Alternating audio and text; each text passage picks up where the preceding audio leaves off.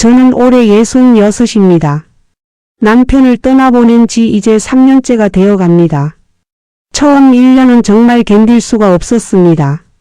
아침에 눈을 뜨면 옆자리가 비어있다는 게 믿기지 않았고 저녁에 집에 돌아오면 현관에 그 사람 신발이 없다는 게 너무 낯설었습니다. 40년을 함께 산 사람이 어느 날 갑자기 사라진다는 게 이렇게 무서운 일인지 그때 처음 알았습니다. 둘째 해가 되니 조금 나아지는 것 같았습니다.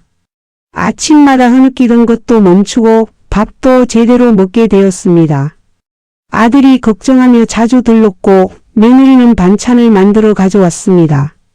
고맙긴 했지만 그게 더 쓸쓸했습니다. 내가 이렇게 의지할 데 없는 사람이 되었구나 하는 생각이 들었으니까요.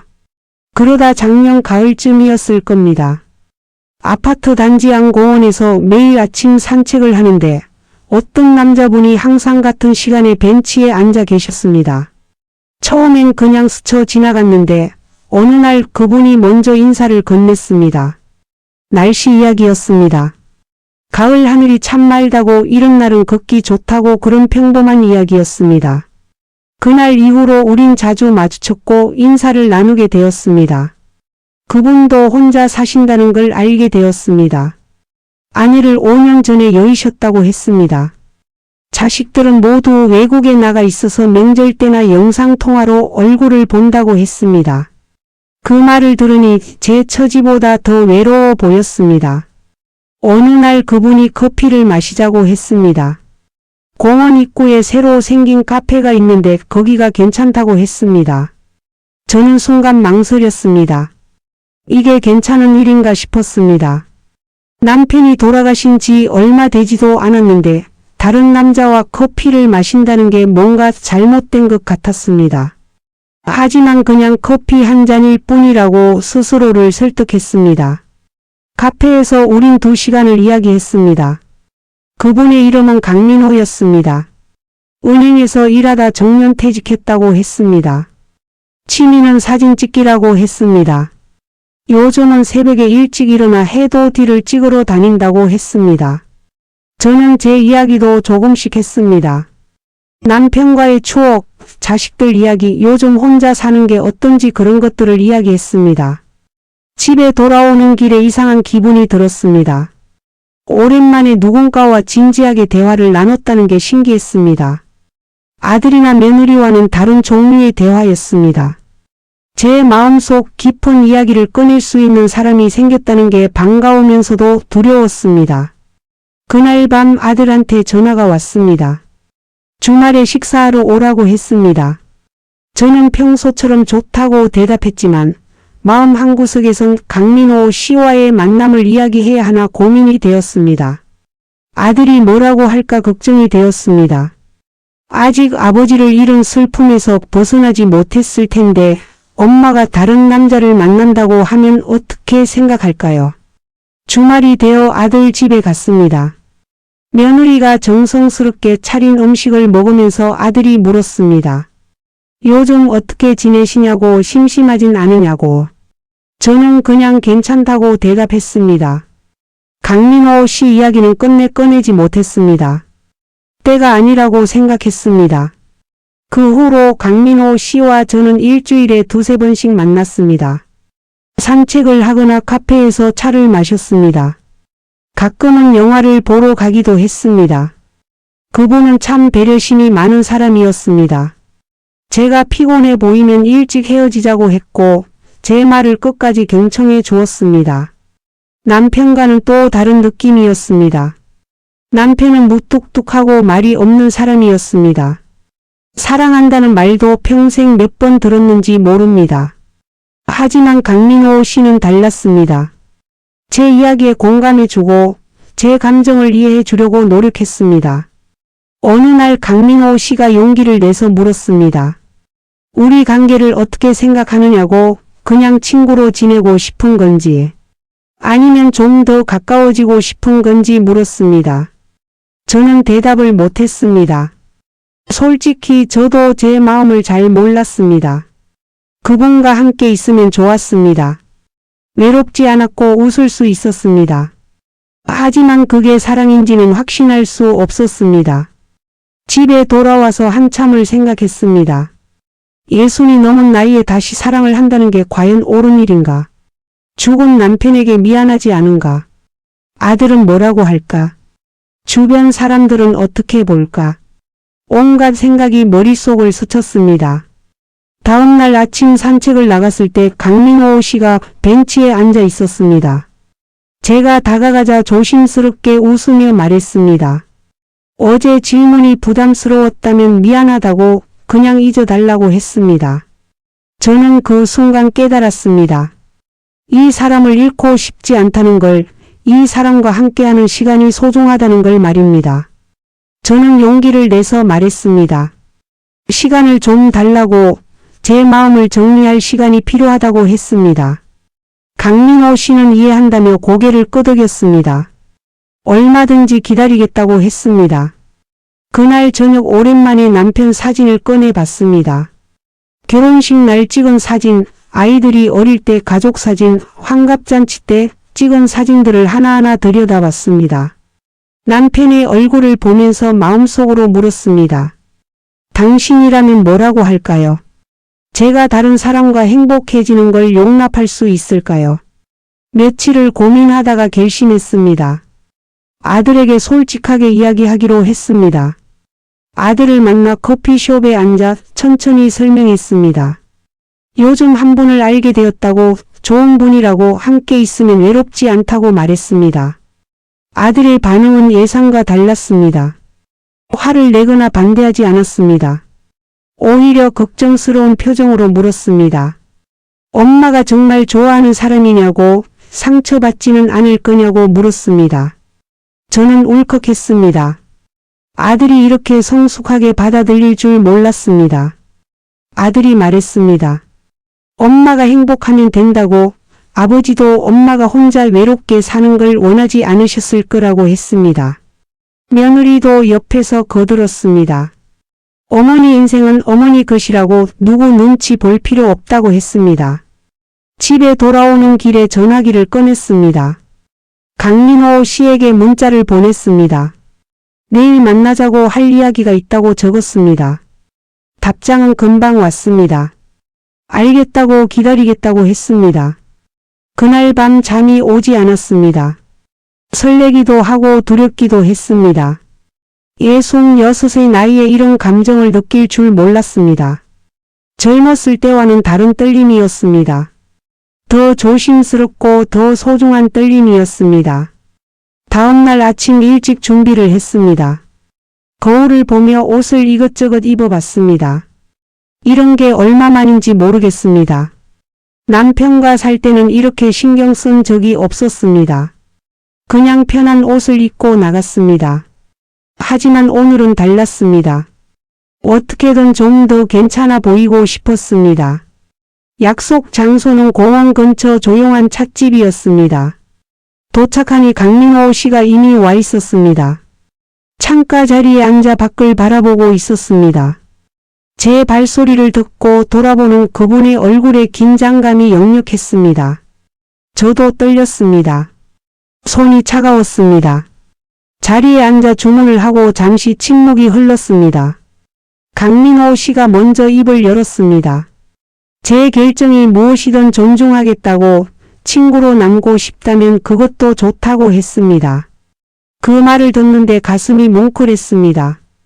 이 사람은 정말 저를 배려하는구나 싶었습니다. 저는 천천히 말했습니다. 아들에게 이야기했다고, 아들이 이해해줬다고 했습니다. 그리고 제 마음도 정리가 되었다고 말했습니다. 강민호 씨와 함께하고 싶다고, 천천히 서로를 알아가고 싶다고 했습니다. 그분의 눈에 눈물이 맺혔습니다. 고맙다고, 실망시키지 않겠다고 했습니다. 그날부터 우리는 공식적으로 만나기 시작했습니다. 주변에 알리진 않았지만 서로에게 특별한 사람이라는 걸 인정했습니다. 일주일에 3~4번씩 만나 식사를 하거나 전시회를 갔습니다. 강민호 씨가 찍은 사진들을 보여줬는데 정말 실력이 좋았습니다.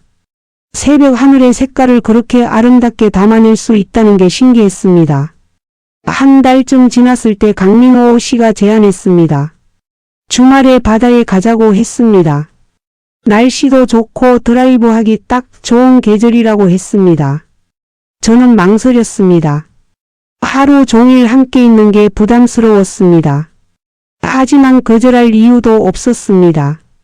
좋다고 대답했습니다. 주말 아침 일찍 강민호 씨 차를 타고 동해로 향했습니다. 차 안에서 옛날 노래를 틀어놓고 함께 따라 불렀습니다. 이문세, 조용필, 나훈아의 노래들이었습니다. 젊었을 때 들었던 노래들이었습니다. 그 시절로 돌아간 것처럼 마음이 가벼워졌습니다. 바다에 도착해 방파제를 걸었습니다. 파도 소리를 들으며 손을 잡고 걸었습니다. 처음 잡은 손이었습니다. 남편 외에 다른 남자의 손을 잡아본 게 언제였는지 기억도 안 났습니다. 어색하면서도 따뜻했습니다. 강민호 씨의 손은 거칠었지만 힘이 있었습니다. 점심은 횟집에서 먹었습니다. 싱싱한 회와 매운탕을 먹으며 이런저런 이야기를 나눴습니다. 강민호 씨가 아내 이야기를 꺼냈습니다. 아내가 암으로 오래 투병하다 세상을 떠났다고 했습니다. 마지막 1년은 병원과 집을 오가며 간호했다고 했습니다. 그때가 가장 힘들었다고 무력감에 시달렸다고 했습니다. 저도 남편 이야기를 했습니다. 남편은 갑자기 심장마비로 세상을 떠났습니다. 아침에 출근하며 나갔다가 회사에서 쓰러져 그대로 못 돌아왔습니다. 작별 인사도 못했습니다. 마지막 말도 제대로 못했습니다. 그게 가장 후회된다고 말했습니다. 우리는 서로의 아픔을 이해했습니다. 같은 상실을 겪었기에 서로의 마음을 알았습니다. 그 순간 느꼈습니다. 이 사람과는 다를 거라고, 서로를 위로하며 살 수 있을 거라고 믿었습니다. 돌아오는 길에 강민호 씨가 물었습니다. 제 집에 들러도 되겠냐고, 차 한잔 하고 싶다고 했습니다. 저는 잠깐 고민했지만 좋다고 했습니다. 더 이상 숨기고 싶지 않았습니다. 집에 도착해 커피를 끓였습니다. 거실에 앉아 창밖을 보며 이야기를 나눴습니다. 강민호 씨가 벽에 걸린 가족 사진을 봤습니다. 남편과 함께 찍은 사진들이었습니다. 불편할까봐 걱정했는데 그분은 웃으며 말했습니다. 좋은 추억이 많으셨나 보다고, 행복해 보인다고 했습니다. 그날 저녁 강민호 씨가 돌아간 후 아들에게 전화했습니다. 오늘 바다에 다녀왔다고, 좋은 시간이었다고 말했습니다. 아들이 물었습니다. 진지하게 만나는 거냐고, 재혼까지 생각하는 거냐고 물었습니다. 저는 솔직하게 대답했습니다. 아직은 모르겠다고, 하지만 이 사람과 함께하면 행복할 것 같다고 했습니다.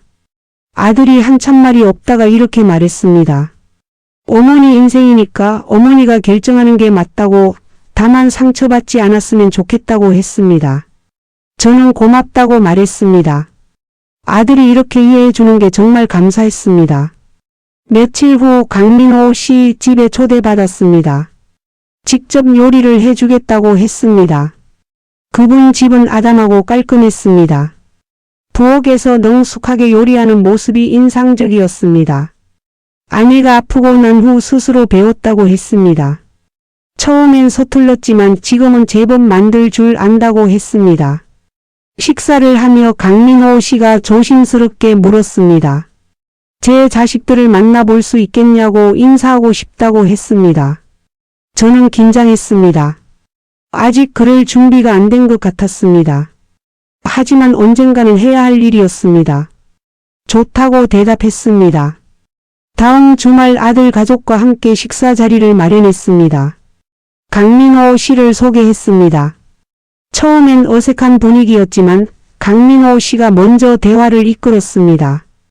아들의 직장 이야기를 물어봤고 손자 손녀 이야기를 들으며 관심을 보였습니다. 점차 분위기가 풀렸습니다. 식사가 끝나고 아들이 따로 저를 불렀습니다. 좋은 분 같다고, 어머니를 잘 챙겨주시는 것 같다고 했습니다. 다만 한 가지만 부탁한다고 했습니다. 서두르지 말고 천천히 알아가라고, 확신이 설 때까지 시간을 갖고 결정하라고 했습니다. 저는 알겠다고 대답했습니다. 그날 밤 강민호 씨에게 문자가 왔습니다. 오늘 아들을 만나서 좋았다고 좋은 가족을 두셨다고 했습니다. 그리고 이렇게 적혀 있었습니다. 제가 서두르지 않을 테니 편하게 생각하시라고 언제든 제 곁에 있겠다고 했습니다. 문자를 읽으며 눈물이 났습니다. 이 나이에 이런 감정을 느낄 줄 몰랐습니다. 사랑받는다는 느낌, 누군가에게 소중한 사람이라는 느낌이 이렇게 벅찬 줄 몰랐습니다. 예순이 넘어서도 사랑은 가능하다는 걸 깨달았습니다. 계절이 바뀌어 겨울이 왔습니다. 강민호 씨와 알게 된 지 반년이 흘렀습니다. 이제는 거의 매일 만났습니다. 아침 산책은 물론이고 저녁 식사도 자주 함께 했습니다. 서로의 집을 오가며 편안한 시간을 보냈습니다. 이제는 말하지 않아도 서로의 기분을 알 수 있을 정도로 가까워졌습니다. 어느 날 강민호 씨가 진지한 표정으로 말했습니다. 제 딸이 한국에 온다고 했습니다. 미국에서 살고 있는 딸이 연말에 잠깐 들른다고 했습니다. 그리고 저를 만나고 싶어 한다고 했습니다. 아버지가 누군가를 만나고 있다는 이야기를 듣고 궁금해한다고 했습니다. 저는 긴장했습니다. 강민호 씨의 자식을 만난다는 게 부담스러웠습니다. 저를 어떻게 볼까 걱정되었습니다. 돌아가신 어머니 자리에 있는 사람으로 보면 불편하지 않을까 싶었습니다. 하지만 피할 수 없는 일이었습니다. 만나겠다고 대답했습니다. 강민호 씨 딸은 38이었습니다. 변호사로 일하고 있다고 했습니다. 공항에서 만났을 때 첫인상은 차가워 보였습니다. 예의 바르게 인사를 했지만 눈빛이 날카로웠습니다. 저를 품어보는 것 같았습니다. 식당에서 식사를 하며 이런저런 이야기를 나눴습니다. 딸이 물었습니다. 아버지를 어떻게 만났냐고, 얼마나 알고 지냈냐고, 앞으로 어떻게 할 생각이냐고 물었습니다. 마치 신문하는 것 같았습니다. 저는 최대한 솔직하게 대답했습니다. 공원에서 우연히 만났다고, 좋은 분이라 계속 만나게 되었다고 말했습니다. 딸이 직설적으로 물었습니다. 아버지 재산을 노리는 건 아니냐고, 외로운 노인을 이용하는 건 아니냐고 물었습니다. 그 말을 듣는 순간 가슴이 철렁했습니다. 강민호 씨가 황급히 말렸습니다. 무슨 말을 그렇게 하냐고 실례라고 했습니다. 저는 침착하게 대답했습니다. 그런 생각은 한 번도 해본 적 없다고, 저도 제 집이 있고 연금이 있어 생활하는데 불편함이 없다고 말했습니다. 다만 외로웠고 강민호 씨와 함께 있으면 행복하다고 솔직하게 말했습니다. 딸은 한참을 저를 바라보다가 말했습니다. 어머니가 돌아가신 후 아버지가 너무 외로워하는 게 걱정이었다고 하지만 낯선 사람이 어머니 자리를 대신한다는 게 받아들이기 힘들다고 했습니다. 눈가가 붉어졌습니다. 저는 그 마음을 이해했습니다. 저도 아들이 비슷한 감정을 느꼈을 거라 생각했습니다. 다만 아들은 겉으로 드러내지 않았을 뿐이었습니다. 딸에게 말했습니다. 어머니를 대신하려는 게 아니라고, 다만 아버지 곁에서 함께 있고 싶을 뿐이라고 했습니다. 식사가 끝나고 헤어질 때 딸이 말했습니다. 시간을 달라고, 받아들이는데 시간이 필요하다고 했습니다. 저는 알겠다고 대답했습니다. 충분히 이해한다고, 천천히 생각하라고 했습니다. 집에 돌아와 한참을 생각했습니다. 이게 과연 옳은 일인가 싶었습니다. 강민호 씨 딸에게 상처를 주면서까지 이 관계를 이어가는 게 맞는 건가 고민했습니다. 혼자 사는 게 나을까 싶기도 했습니다. 다음 날 강민호 씨가 찾아왔습니다. 어제 일에 대해 사과했습니다. 딸이 무례했다고 미안하다고 했습니다. 저는 괜찮다고 했습니다. 딸의 마음을 이해한다고 당연한 반응이라고 했습니다. 강민호 씨가 물었습니다. 이 관계를 계속 이어가고 싶으냐고, 힘들면 그만둘 수도 있다고 했습니다. 저는 단호하게 대답했습니다. 그만두고 싶지 않다고 함께하고 싶다고 말했습니다. 그분의 얼굴에 안도의 표정이 스쳤습니다. 며칠 후 강민호 씨 딸에게서 전화가 왔습니다. 다시 만나자고 했습니다. 혼자서 커피를 마시고 싶다고 했습니다. 저는 약속 장소로 나갔습니다. 딸은 지난번보다 부드러운 표정이었습니다. 딸이 말했습니다. 지난번에 너무 무례했다고 사과한다고 했습니다. 며칠 생각해봤는데 아버지가 행복해 보인다고 했습니다. 오랜만에 보는 밝은 얼굴이라고 했습니다. 어머니가 돌아가신 후 처음으로 웃는 얼굴을 봤다고 했습니다. 그리고 이렇게 말했습니다. 아버지를 잘 부탁한다고, 아버지는 외로움을 잘 타는 사람이라고, 곁에서 함께 해주면 좋겠다고 했습니다. 저는 눈물이 났습니다. 고맙다고 잘하겠다고 말했습니다. 집에 돌아와 강민호 씨에게 전화했습니다. 딸과 만났던 이야기를 했습니다.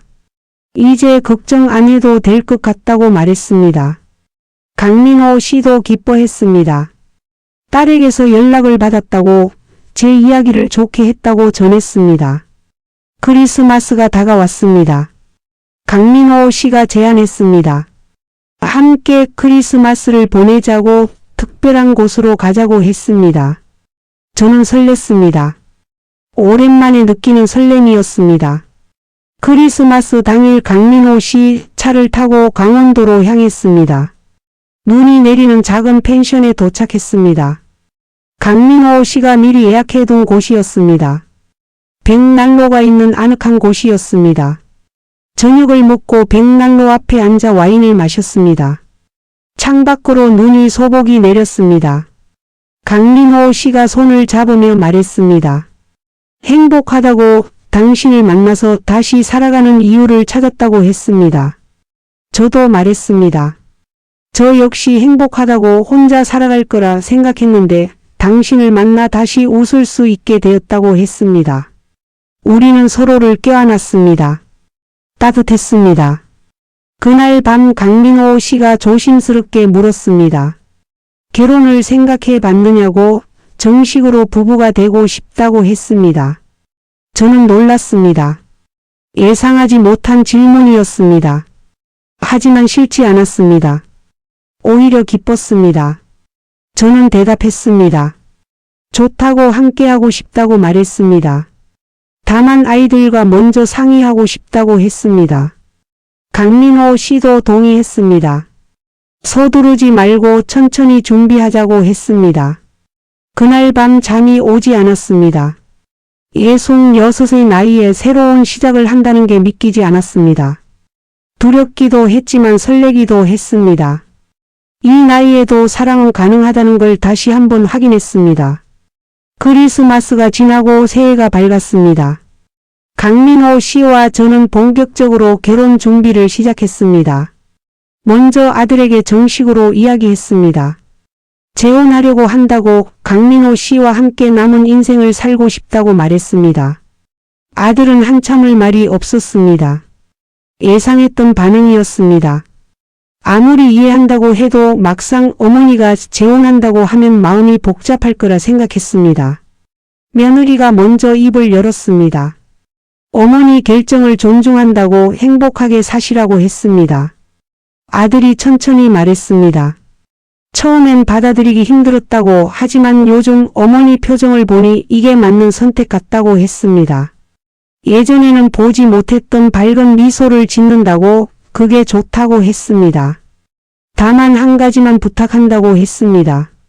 아버지를 잊지 말아 달라고, 아버지도 항상 마음 한편에 간직해 달라고 했습니다. 저는 울었습니다.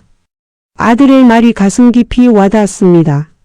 절대 잊지 않겠다고, 아버지는 영원히 제 마음속에 살아계실 거라고 말했습니다. 강민호 씨도 그걸 이해한다고, 돌아가신 남편을 존중한다고 했습니다. 결혼식은 조촐하게 하기로 했습니다. 화려한 예식장 대신 작은 식당을 빌렸습니다. 가족들과 가까운 친구 몇 명만 초대했습니다. 웨딩드레스 대신 단정한 한복을 입었습니다. 66의 나이에 입는 한복이었지만 설레는 마음은 20살 때와 다르지 않았습니다. 결혼식 날 아침 거울을 보며 한참을 서 있었습니다. 주름진 얼굴이지만 행복해 보였습니다. 아들이 와서 말했습니다. 예쁘다고, 정말 행복해 보인다고 했습니다. 손자 손녀도 와서 할머니 예쁘다며 좋아했습니다. 식당에 도착하니 강민호 씨가 기다리고 있었습니다. 멋진 한복을 입은 모습이 근사했습니다. 제 손을 잡으며 웃었습니다. 오늘 정말 아름답다고 말했습니다. 저는 얼굴이 붉어졌습니다. 이 나이에도 이런 감정을 느낀다는 게 신기했습니다. 간단한 예식이 시작되었습니다. 주례 없이 서로에게 약속의 말을 했습니다. 강민호 씨가 먼저 말했습니다. 남은 인생 함께 하겠다고, 아플 때나 건강할 때나 곁을 지키겠다고, 외롭지 않게 해주겠다고 약속했습니다. 제 차례가 되었습니다. 목이 메었습니다. 천천히 말했습니다. 당신과 함께해서 행복하다고, 다시 사랑할 용기를 준 것에 감사하다고, 끝까지 함께하겠다고 약속했습니다.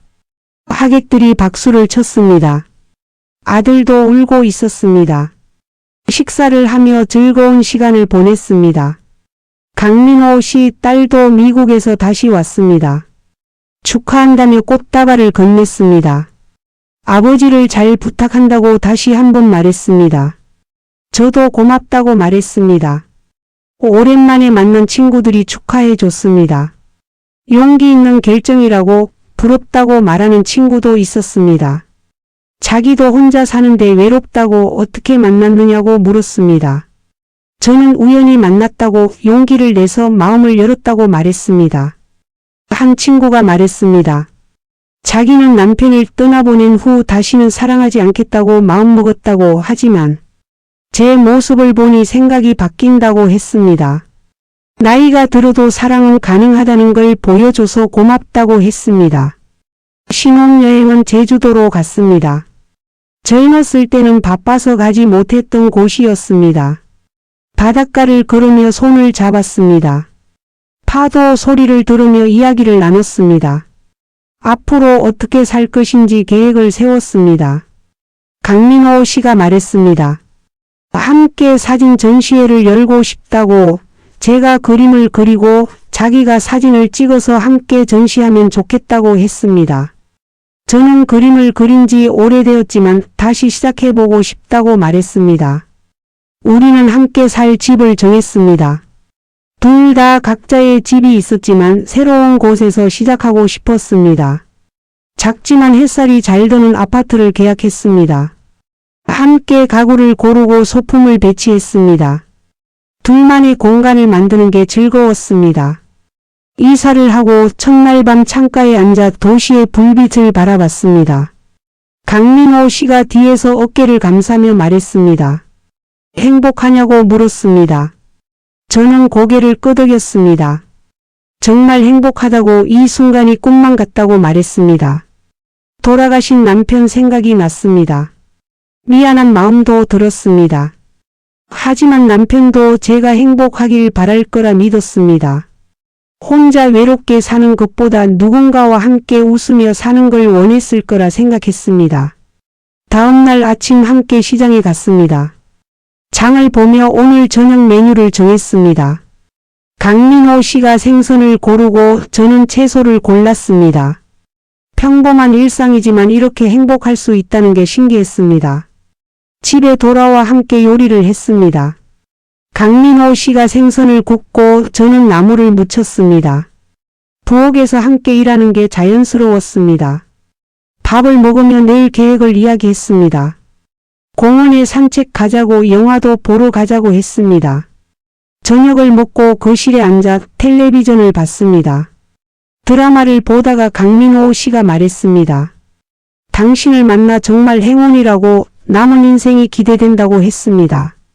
저도 같은 마음이라고 말했습니다. 밤이 되어 잠자리에 들며 생각했습니다. 66의 나이에 새로운 사랑을 시작한다는 게 처음엔 두려웠습니다.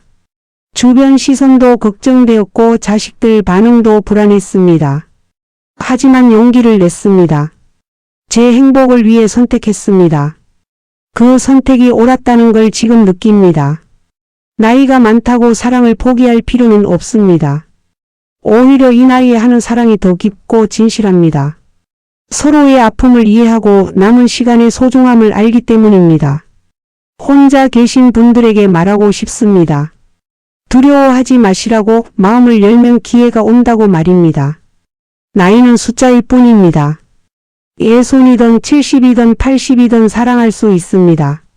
누군가와 손을 잡고 걸을 수 있습니다. 함께 웃고 이야기 나눌 수 있습니다. 물론 쉬운 결정은 아닙니다. 돌아가신 배우자에 대한 미안함도 있고 자식들 눈치도 보입니다. 하지만 당신의 인생입니다. 당신이 행복할 권리가 있습니다. 용기를 내십시오. 마음을 여십시오. 저처럼 공원에서 우연히 만날 수도 있고 모임에서 알게 될 수도 있습니다. 중요한 건 열린 마음입니다. 새로운 사람을 받아들일 준비가 되어 있다면 기회는 옵니다. 지금 강민호 씨 옆에 누워 이 글을 생각합니다. 고른 숨소리가 들립니다. 평화로운 얼굴입니다. 이 사람과 함께 늙어간다는 게 행복합니다. 아침에 눈을 뜨면 옆에 이 사람이 있다는 게 감사합니다. 여러분도 이런 행복을 느끼시길 바랍니다. 나이 들어서도 사랑하고 사랑받으시길 바랍니다. 외롭게 혼자 있지 마시고 용기 내어 세상으로 나오시길 바랍니다. 당신을 기다리는 누군가가 있을지 모릅니다. 저처럼 말입니다.